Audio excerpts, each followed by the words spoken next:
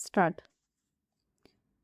राज्यातील विशेषतः ग्रामीण महिलांना मुख्य प्रवाहात आणण्याबरोबरच दिव्यांग महिला, निराधार महिला, शेतकरी आत्महत्येत, विधवा झालेल्या महिला यांचे आर्थिक तसेच सामाजिक सक्षमीकरण करून त्यांना त्यांच्या पायावर उभे करण्याचे उद्दिष्ट आहे.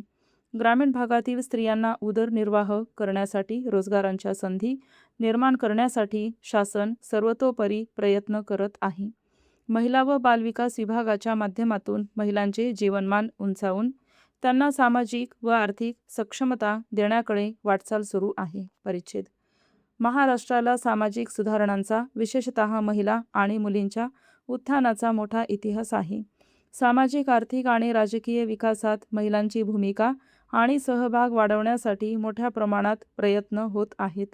तसेच महाराष्ट्राने 1994 मध्ये महिला सक्षमीकरणाचे पहिले धोरण जाहीर केले. तसेच बदलत्या काळानुसार अधिक महिला सक्षमीकरणाची गरज लक्षात घेऊन त्यात आवश्यकतेनुसार सुधारणा करून नवीन महिला धोरण प्रस्तावित केले आहे. यात महिला व मुलींसाठी उपजीविकेची साधने वाढवण्याबरोबरच रोजगार, उद्योजकता व कौशल्य विकास तसेच महिलांचा राजकीय सहभाग वाढणार आहे. महिलांच्या भूमिकेची ओळख म्हणजे त्यांचे श्रम, मजुरी, व्यावसायिक सुरक्षितता, सुरक्षा आणि पायाभूत सुविधा निर्माण करण्यासाठी आता पुरेसा निधी मिळणार आहे. एकंदरीत येणारे महिला धोरण हे ग्रामीण महिलांच्या आर्थिक तसेच सामाजिक सक्षमीकरणासाठी अत्यंत उपयुक्त ठरणार आहे. परिच्छेद. घरगुती कामगार महिलांच्या आर्थिक सक्षमतेसाठी महिला आर्थिक विकास महामंडळ, कामगार कल्याण विभाग तसेच सामाजिक स्वयंसेवी संस्थांच्या समन्वयातून बचत गट तयार करण्याचे काम आज मितीसही सुरू आहे. बचत गटाच्या माध्यमाद्वारे संघटनात्मक विकास व आरोग्यासाठी विविध योजना राबवण्यात येत असून अशा प्रकारची योजना राज्यात प्रथम अकोला जिल्ह्यात राबवली जात आहे. घरगुती काम करणाऱ्या महिलांची नोंदणी करण्याचे काम होत आहे. त्या काम करत असलेल्या ठिकाणी त्यांना पूर्ण सुरक्षा मिळायला हवी. त्यांची नियमित आरोग्य तपासणी व्हायला हवी.